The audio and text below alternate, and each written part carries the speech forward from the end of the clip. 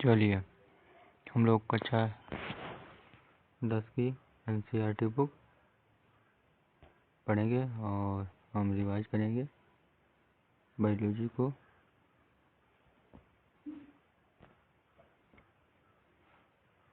मैंने कक्षा 10 क्लास 10 की एनसीईआरटी बुक, इसमें बायोलॉजी का चैप्टर जैव विविधता यानी बायोडाइवर्सिटी, जैव विविधता चैप्टर हम लोग देखेंगे और जल्दी हम रिवाइज कर लेंगे,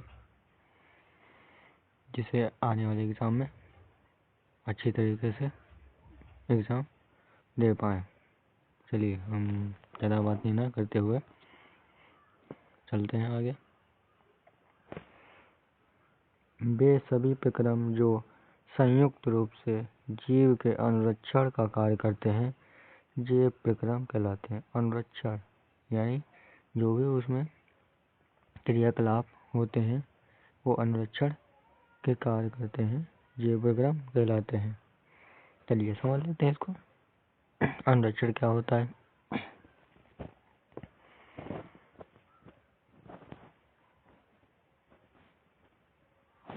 तो उसमें बताया गया है जैव प्रक्रम में पोषण आएगा, श्वसन, वहन और उत्सर्जन। ये हम लोग जानेंगे। पोषण जानेंगे, श्वसन जानेंगे, वहन जानेंगे और उत्सर्जन। यहाँ पर हम बता दें पोषण होता है यानी जो हम न्यूट्रिशन खाते हैं उसका पाचन हमारे शरीर में किस तरह पचता है, फिर अवशोषण होता है, ये पोषण बताया गया। फिर श्वसन यानी हम सांस लेते हैं उसको बताया गया है, श्वसन क्रिया किस प्रकार होती है। और यहाँ पर वहन यानी हमारा जो रक्त है वो वहन करता है, तो उसमें हीमोग्लोबिन और ऑक्सीजन का वहन करता है रक्त हमारा। और उत्सर्जन यानी एक्सक्रीशन सिस्टम, उत्सर्जन जो भी खराब चीज़ें हैं हमारे शरीर के लिए लाभदायक नहीं है उन्हें उत्सर्जन करना यानी बाहर निकाल देना, तो यह उत्सर्जन कहलाता है। अब देखते हैं इसमें पोषण। भोजन का ग्रहण करना, पचे भोजन का अवशोषण, भोजन को ग्रहण करना और फिर पचे भोजन का अवशोषण करना एवं शरीर द्वारा अनुरक्षण के लिए उसका उपयोग पोषण कहलाता है। अनुरक्षण के लिए उपयोग पोषण कहलाता है, यानी हम उसको क्या करते हैं, अनुरक्षण करते हैं, यानी कि हम उसका प्रयोग करते हैं ऊर्जा के रूप में। और उसमें अगर ऊर्जा यानी ख़त्म नहीं हुई है तो स्टोर हो जाती है वसा के रूप में। चलिए आगे चलते हैं। पोषण के आधार पर जीवों को दो समूह में बांटा जा सकता है। पोषण के आधार पर जीवों को दो प्रकार के बांटा जा सकता है पोषण के आधार पर, स्वपोषी और विषमपोषी। स्वपोषी और विषमपोषी हम लोग पढ़ लेते हैं, स्वपोषी को और विषमपोषी को।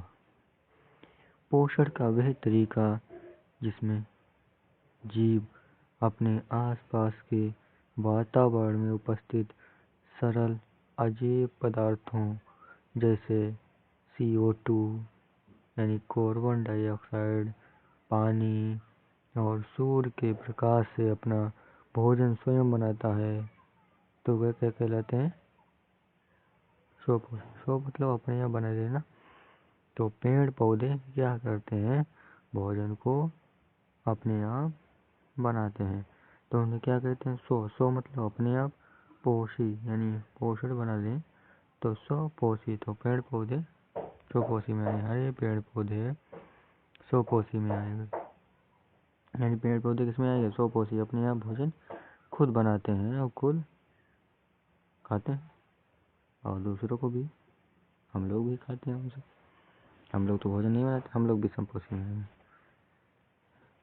पोषण का वह तरीका जिसमें जीव अपना भोजन स्वयं नहीं बनाता बल्कि अपने लिए भोजन के लिए अन्य जीवों पर निर्भर होता है। यानी हम लोग निर्भर हैं दूसरों पर, तो मानव और अन्य जीव किस पर निर्भर हैं? पेड़ पौधों पर या अन्य जीवों पर, जीव जंतुओं पर। तो उन्हें विषमपोषी पौधे यानी पोषण कहते हैं, विषमपोषी पोषण। चलिए आगे चलते हैं, समझ गए होंगे आप लोग। फिर स्वपोषी पोषण, स्वपोषी हम लोग देख लेते हैं। ये वाला स्वपोषी, इसको फिर पढ़ लेते हैं। स्वपोषी पोषण हरे पौधों में तथा कुछ जीवों में जीवाणुओं जो प्रकाश संश्लेषण कर सकते हैं, इसमें भी होता है। स्वपोषी यानी पौधों में तो होता ही, कुछ जीवाणुओं में होता है, प्रकाश संश्लेषण कर लेते हैं। बहुत ही छोटे छोटे जीव होते हैं, कुछ प्रकाश संश्लेषण कर लेते हैं, तो उसमें भी स्वपोषण हो जाता है। प्रकाश संश्लेषण वह प्रक्रम जिसमें स्वपोषी बाहर से लिए गए यह वह प्रक्रम है जिसमें स्वपोषी बाहर से लिए गए पदार्थों को ऊर्जा संचित के रूप में परिवर्तित कर देता है। यानी कौन सा रूप है? प्रकाश संश्लेषण बाहर से पदार्थों को लेता है, फिर ऊर्जा संचित रूप में परिवर्तित करता है। यानी ऊर्जा अंदर चेंजिंग करता है, यानी पदार्थ बाहर से लेता है, फिर ऊर्जा के रूप में वो उसे बदलता है। ये पदार्थ कार्बन डाइऑक्साइड होती है, जल होता है, इसके रूप में लिए जाते हैं। जो सूर्य के प्रकाश तथा क्लोरोफिल की उपस्थिति, सूर्य का प्रकाश और क्लोरोफिल की उपस्थिति में कार्बोहाइड्रेट में परिवर्तित कर दिए जाते हैं। और वैसे क्या बनता है? कार्बोहाइड्रेट कार्बन डाइऑक्साइड लेता है और जल बाहर से लेता है पौधा, और सूर्य का प्रकाश और पत्तियों में क्लोरोफिल उपस्थिति में क्या बनता है? कार्बोहाइड्रेट। फिर देखते हैं 6 CO2 प्लस 12 H2O और क्लोरोफिल पत्तियों उपलब्ध होता है सूर्य की उपस्थिति में, तो बनता है C6H12O6 यानी ग्लूकोज बन गया हमारा। तो क्या निकला? 6O2 लिख रहा प्लस H2O लिख रहा, 6H2O लिख रहा, यानी पानी निकला और ऑक्सीजन दिया हमको।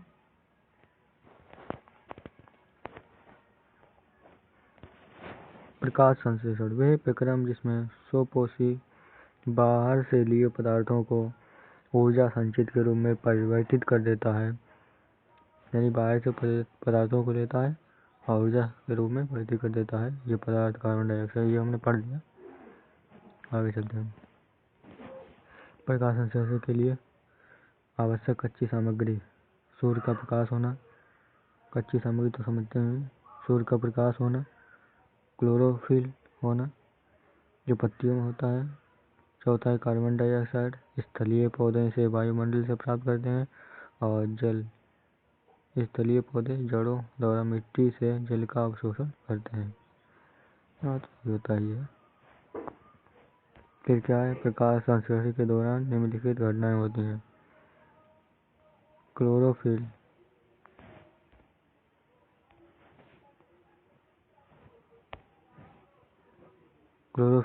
द्वारा प्रकाश संश्लेषण को प्रकाश को अवशोषित करना। क्लोरोफिल जो पत्तियों में होता है प्रकाश को अवशोषित करता है, और दूसरा प्रकाश ऊर्जा को रासायनिक ऊर्जा में रूपांतरित करता है। प्रकाश ऊर्जा को रासायनिक ऊर्जा में परिवर्तित करता है। यह जल अणुओं का हाइड्रोजन तथा ऑक्सीजन में यहाँ पर गठन होता है, टूटता है। कार्बन डाइऑक्साइड का कार्बोहाइड्रेट में अपचयन होता है। कार्बन डाइऑक्साइड को कार्बोहाइड्रेट में अपचयन होता है, ठीक है। यानी कार्बन डाइऑक्साइड किसमें बदल जाती है? कार्बोहाइड्रेट में।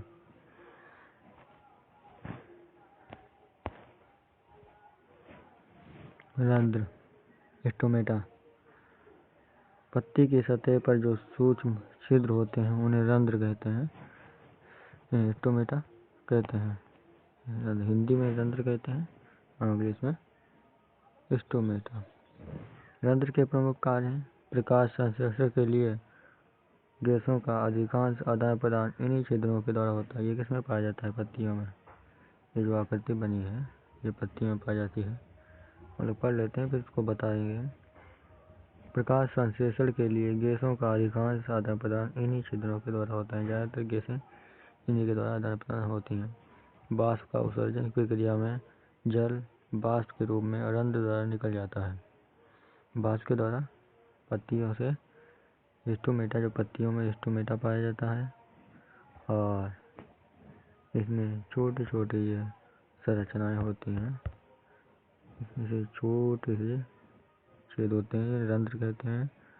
और द्वार कोशिका होती हैं ये टेढ़े अंडे प्रकार की द्वार के कोशिकाएं कहलाती हैं।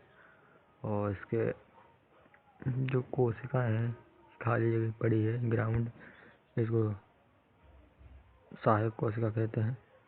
और बाकी दूसरी कोशिका को अधिचर्म कोशिका कहते हैं। अधिचर्म कोशिका कहते हैं और सहायक कोशिका इसी की जो खाली रहती है। इसमें क्या होता है, ज़्यादा पानी होने पर अवशोषित कर दिए जाते हैं और पानी की कमी होने पर जब बरसात होती है तो स्टोमेटा खुल जाते हैं।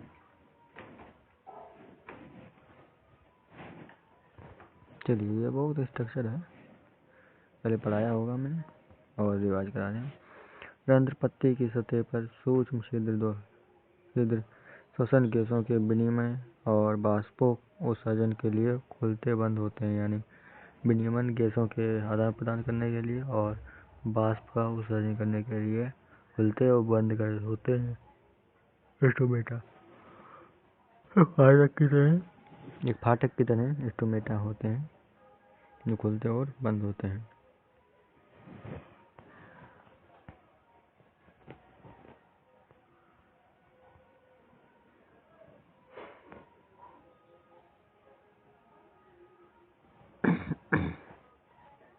हम लोग पढ़ लेते हैं विषमपोषी यानी हेट्रोफिक न्यूट्रिशन। हमने पहले स्वपोषी पढ़े, पेड़ पौधों का अध्ययन किया। हम विषमपोषी जो अपना भोजन खुद नहीं बनाते वो विषमपोषी में आते हैं। इसमें प्राणी समपोषण आए, मृतजीवी पोषण आए, परजीवी पोषण आता है। यानी holozoic, saprophytic, parasitic and parasitic. इसमें प्राणी संपोषण होलोजोइक में इसमें जीव का संपूर्ण भोज्य पदार्थ का अंतर्ग्रहण करते हैं तथा उनका पाचन शरीर के अंदर होता है, जैसे अमीबा, मानव। इसमें जीव संपूर्ण भोजन को पदार्थ का यानी जो भी पदार्थ है वो अंदर लेते हैं और उनका पाचन शरीर के अंदर होता है। उनका पाचन शरीर के अंदर होता है, ऐसे मानव में भी और अमीबा में भी। अब मृतजीवी पोषण यानी सेप्रोफाइटिक। मृतजीवी अपना भोजन मृत जीवों के शरीर व सड़े गले कार्बनिक पदार्थों से प्राप्त करते हैं। यानी मृतजीवी जो भी हैं, यानी मृतजीवी कह सकते हैं हम, जो सड़े गले चीज़ें होती हैं, जो भी छोटे या मर गए कोई भी जीव जंतु मर जाते हैं तो उसको खाने के लिए और खदड़ने के लिए यानी साफ करने के लिए वो मृतजीवी पोषण में आते हैं। ये जीव जंतु ये मृतजीवी पौधे को खाते हैं, जीव जंतुओं को खाते हैं। जैसे फफूंदी, कवक इसमें हो जाता है। आपने देखा होगा कोई भी चीज़ मर जाती है तो लोग खदड़ देते हैं, इसको खा जाते हैं। परजीवी फिर आएगा। परजीवी अन्य जीवों के शरीर के अंदर या बाहर रहकर उनको बिना मारे उनसे अपना भोजन प्राप्त करते हैं। उदाहरण के लिए अमरबेल, जू, फीताकृमि। फिर परजीवी हैं अन्य जीवों के शरीर के अंदर या बाहर रहकर, जैसे पौधों पर अमरबेल रहती है, उनको बिना मारे उनको नुकसान नहीं पहुंचाते हैं, उनसे अपना पोषण प्राप्त कर लेते हैं, जो फेता कृमि होता है। और अमरबेल तो देखी होगी आपने, बूटी जिसे हम लोग कहते हैं। चलिए आज के लिए इतना है, अब कल मिलते हैं। Thank you.